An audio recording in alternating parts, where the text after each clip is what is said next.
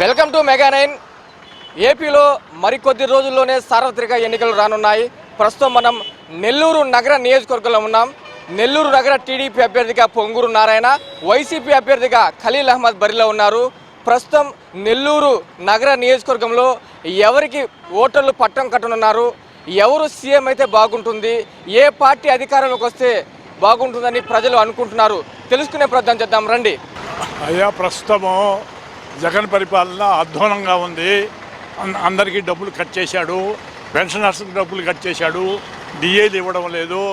తర్వాత quantum of pension 70 ఏళ్ళకి 10%, 75 ఏళ్ళకి 15% ఇవ్వాల్సింది, దాన్ని కూడా కట్ చేశాడు. వాడు ఎంతసేపు వాళ్ళకి వీళ్ళకి 10 రూపాయలు ఇచ్చి మళ్ళీ వాడే రావాలంటున్నాడు. ఇప్పటికి దోసకు తిన్నారు. అనిల్ కుమార్ అనేవాడు 75 కోట్లు పెట్టి ఇల్లు కట్టాడు. ఎక్కడ వడపల్లి, చెన్నైలో. వాడికి అనిల్ కుమార్ అనేవాడు ఇంతకుముందు ఎమ్మెల్యేగా ఉండేవాడు, నెల్లూరు ఎమ్మెల్యే 75 కోట్లు పెట్టి ఇల్లు కట్టాడు. రూప్ కుమార్ అనేవాడు ఇరగాళమ్మ దేవాలయం దగ్గర 20 కోట్లు పెట్టి 22 కోట్లు పెట్టి ఇల్లు కట్టాడు. ఈ నా కొడుకులకు డబ్బులు ఎక్కడి నుంచి వచ్చాయి? డబ్బులు దారిని పోయే వాళ్ళకి వచ్చాయా? ఇష్టం వచ్చినట్టు దగ్గర తింటున్నారు నా కొడుకులు. అర్థం కాల. మిగతా వాళ్ళు మామూలు వాళ్ళు ఇబ్బంది పెడుతున్నారు. అదిగా సార్, ఇది గవర్నమెంట్ అవునా కాదా మీరు చెప్పండి. ఇప్పుడు ఏ పార్టీ రావాలనుకుంటున్నారు? ఏమండి, జగన్ గారు కాకుండా ఎవడు వచ్చిన బాధలా? చంద్రబాబు వచ్చినా బాధ లేదు, ఎవడు వచ్చినా వాడికి మాత్రం వేయకూడదు. ఎందుకంటే వాడు ఎంతసేపు వాడిని కొట్టేది, ఈడు కొట్టేది, వీడిని తిట్టేది. నా కొడుకులు నేను ఒకడిని అడిగితే మీ ఇల్లు ఏడని చెప్పాడు, అడిగాడు నా కొడుకు. ఏమంటే ఇంటికి వచ్చి కొట్టారంట.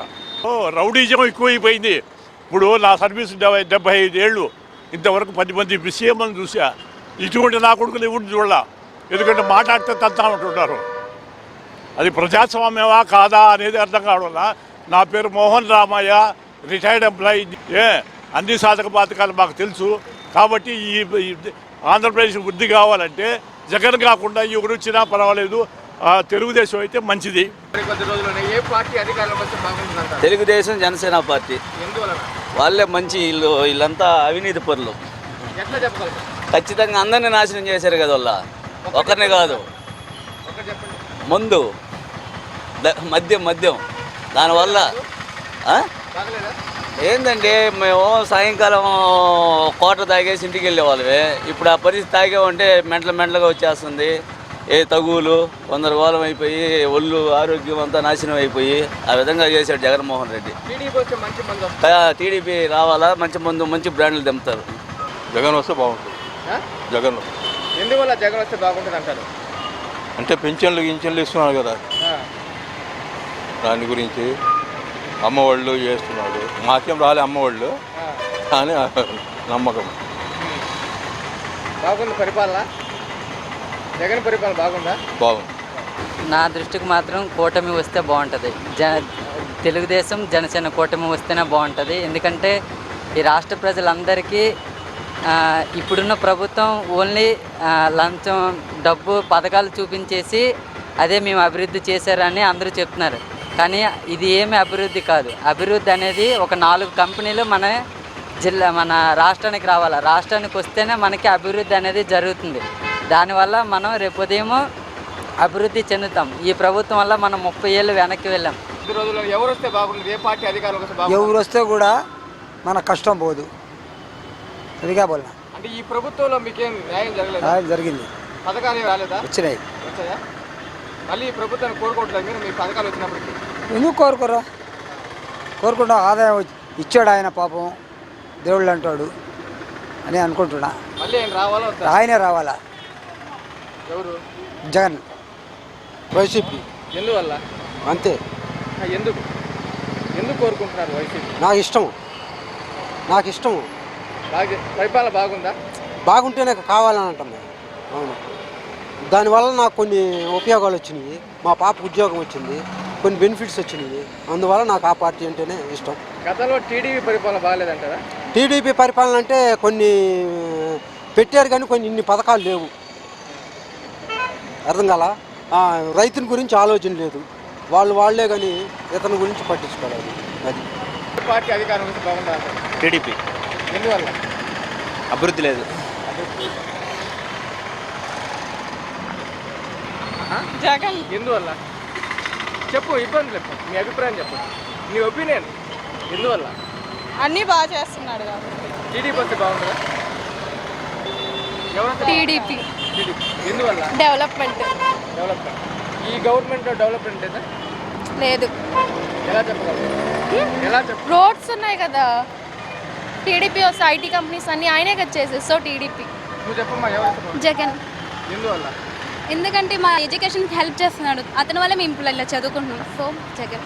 కోరుకుంటున్నారు. ఫస్ట్ వైఎస్ఆర్సీపీ. ఎందువల్ల సార్? పథకాలు బాగున్నాయి కదా. సార్ టీడీపీ, జనసేన, బీజేపీ మూడు పార్టీలు ఎన్నికలు రాబోతున్నాయి అంటున్నారు, పుకార్లు వస్తున్నాయి. బీజేపీ కూడా పొత్తుంటున్నారు. గెలుస్తామని ధీమా వ్యక్తం చేస్తున్నారు, ఏమంటారు? మీరైతే వైసీపీని కోరుకుంటున్నారు. ఎస్, వైసీపీ వస్తేనే బాగుంటుందని నా ఒపీనియన్. ఎందువల్ల? ఎందుకంటే ఆయన పాలన బాగుంది, మాకు బాగానే చేస్తున్నాడు. మాకు పథకాలు వచ్చాయా మీకు? అన్నీ వచ్చాయి. మళ్ళీ ఎవరిని కోరుకుంటున్నారు?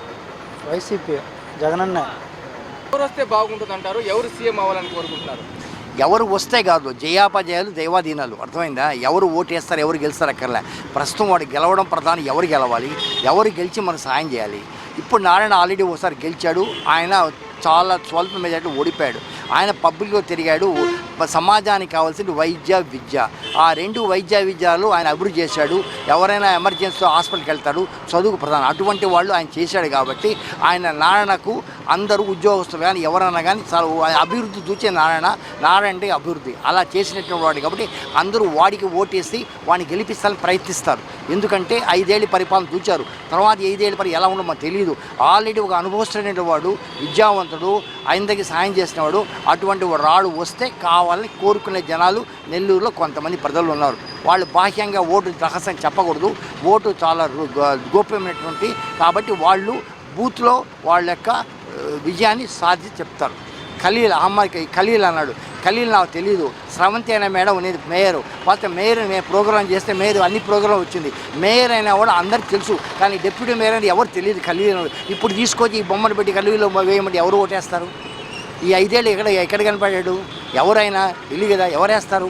కాబట్టి ఓటు వేసేవాడు ఆలోచి మనకు సహాయం ఎవడు మన కడుపు నిండేవాడు కాదు, మన కోరికలు తెచ్చేవాడు కాదు, మనకు బాధలు నిందించడం సహాయం చేసేవాడు ఎవడు కాదు. ఎవడైనా ఒకటే, ఏ రాయి అయినా ఒకటే. రాయి మంచి రాయి అంటే శిల్పం అవుతుంది, చెయ్యి రాయి అయితే బండ అవుతుంది. తెలుగుదేశం రావాలా, వైసీపీ రావాలా? అది నువ్వు కూరకూడదు, నేను చెప్పకూడదు. నాకు చెప్పకూడదు. ఏ ప్రభుత్వం అని చెప్పరు. అర్థమైందా? అది ప్రభుత్వం ఎవరి చేతిలో ఉంది? ఓటర్ చేతిలో ఉంది. ఏ ప్రభుత్వం రావచ్చు చెప్పలేము. ఆ సంగతి ప్రభుత్వం మనం చెప్పకూడదు. అర్థమైందా? పార్టీ అధికారులు కావాలని కోరుకుంటున్నారు. తెలుగుదేశం పార్టీ అధికారంలో కోరుకుంటున్నాం. ఎందువల్ల? ఇప్పుడుండే సరుకుల రేట్లకి, ఇప్పుడుండే డీజిల్ రేట్లకి, పెట్రోల్ రేట్లకి, రాష్ట్రంలో అభివృద్ధి లేని దానికి నిరుపేదలుగానే ఉండిపోతుంది. మధ్యతరగతుడు మరీ నిరుపేద కన్నా ఘోరంగా తయారవుతున్నాడు. ఈ పథకాల వల్ల చాలా మధ్యతరగతులకు చాలా ఇబ్బందిగా ఉంది. అందువల్ల రాష్ట్రం డెవలప్మెంట్ అయితే అందరికి ఉద్యోగాలు కానీ మాకు బతుకు తెరువు కానీ ఉంటుంది. మీకు పథకాలు రాలేదా ఈ గవర్నమెంట్?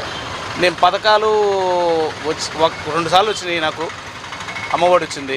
అమ్మఒడి కన్నా ఇక్కడ నాయన బుడ్డి రేట్ ఎక్కువైపోయింది.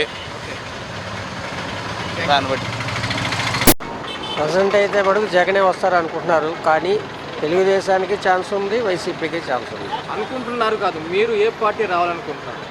జగన్ రావాలనుకుంటున్నారు. ఎందువల్ల? పేద ప్రజలకు అందరికీ ఏదో అంతా ఎంతో సహాయం చేస్తున్నాడు కదా, ప్రతి ఇంటికి సహాయం అనేది అందుతూ ఉంది. అందువల్ల రావాలి. మీకైనా సాయం అందిందా ఈ గవర్నమెంట్లో? మా బిడ్డలకి అందింది. మళ్ళీ జగన్ రావాలంటారు. ఎన్నికలు రాబోతున్నాయి. ఆటో వాళ్ళకి 10,000 ఇస్తున్నాడు. 10,000 ఇస్తే దానికి 20,000 చలానాలు కట్టమంటున్నాడు అని అబద్ధాలు చెప్తున్నారు టీడీపీ వాళ్ళు. నా బండికి రూపాయి ఫైన్ లేదు. ఒక్కరు దూరంగా పెట్టు. నా బండికి ₹1 ఫైన్ లేదు. యూనిఫారం ఉంటుంది, కరెక్ట్ లైసెన్స్ ఉంటుంది, బండి కాగితాలు ఉంటాయి, అన్నీ కరెక్ట్గా ఉంటేనే బండి తోలాలా. యూనిఫారం లేకుండా బండి తోలితే అసలు ఎందుకో అలా ఉంటే కదా ఫైన్ వేసేది. అలా పబ్లిసిటీ చేస్తున్నారు మా జగన్ ప్రభుత్వాన్ని పబ్లిసిటీ చేస్తున్నారు. 10,000 ఇచ్చి 20,000 తీసుకుంటున్నాడని. అదంతా అబద్ధం. Okay, thank you. అధికారంలోకి వస్తుందని మీరు భావిస్తున్నారు. ఒకవేళ ఎవరు రావాలనుకుంటున్నారు? ఒక విషయం, నాయకులు వస్తారు పోతారు, ప్రజలకు ఎలాంటి సౌకర్యాలు జరగట్ల. రెండోది మనం వాళ్ళందరినీ నమ్ముకొని వాళ్ళు ఏదో చేస్తారనే ఆశతో మనం వేయాల్సిన ఓట్లు అవన్నీ వేస్తున్నాం. ఆ ఓట్లు తీసుకున్నంత వరకే వాళ్ళు తర్వాత వాళ్ళ అవసరాలు వాళ్ళ పనులను బట్టి వాళ్ళందరికీ మిగతా వాళ్ళకి సహాయాలు జరుగుతున్నాయి. సామాన్యుడికి సహాయం జరగాలి అంటే ప్రతి ఒక్కరు ఆలోచించుకోవాలి ఓటేసేటప్పుడు.